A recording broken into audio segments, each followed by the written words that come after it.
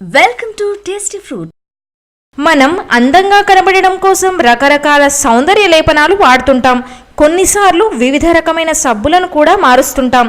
కానీ ఇది నమ్మగలరా? కేవలం ఉప్పుతో మన మొహం మెరిసేలా చేసుకోవచ్చు.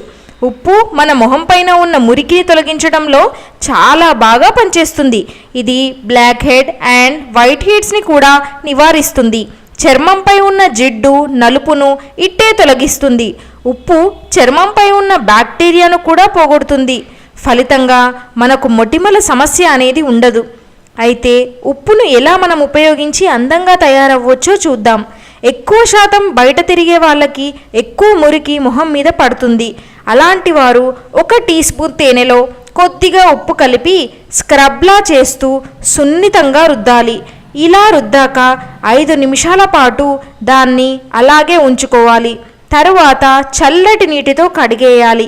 ఇలా చేస్తే మన మొహంపై ఉన్న ట్యాన్ తొందరగా తొలగిపోతుంది. వారంలో 2 సార్లు చేయడం వలన మంచి ఫలితం ఉంటుంది. చర్మం కాంతివంతం అవుతుంది. చాలామంది మొటిమలు వాటి మచ్చలతో బాధపడుతుంటారు. అలాంటి వాళ్ళు 2 టేబుల్ స్పూన్ల నిమ్మరసంలో 1/2 టీ స్పూన్ ఉప్పు కలిపి మొహంపై అప్లై చేసుకోవాలి. కొద్దిసేపు నెమ్మదిగా రుద్ది తర్వాత 5 నిమిషాల పాటు అలాగే ఉంచుకోవాలి. ఆ తర్వాత చల్లటి నీటితో కడిగేయాలి. జిడ్డు చర్మంపై ఉన్న వారికి ఇది చక్కటి ఫలితాన్ని ఇస్తుంది.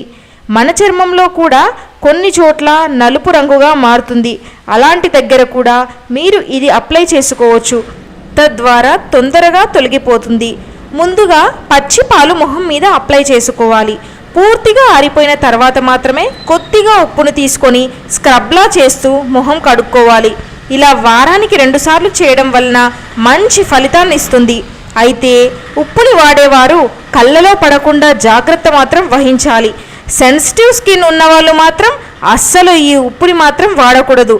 డ్రై స్కిన్ ఉన్నవాళ్ళు కూడా ఉప్పుని సున్నితంగా మాత్రమే అప్లై చేయాల్సి ఉంటుంది. Thank you viewers for watching our videos. Please subscribe our Tasty Fruit channel.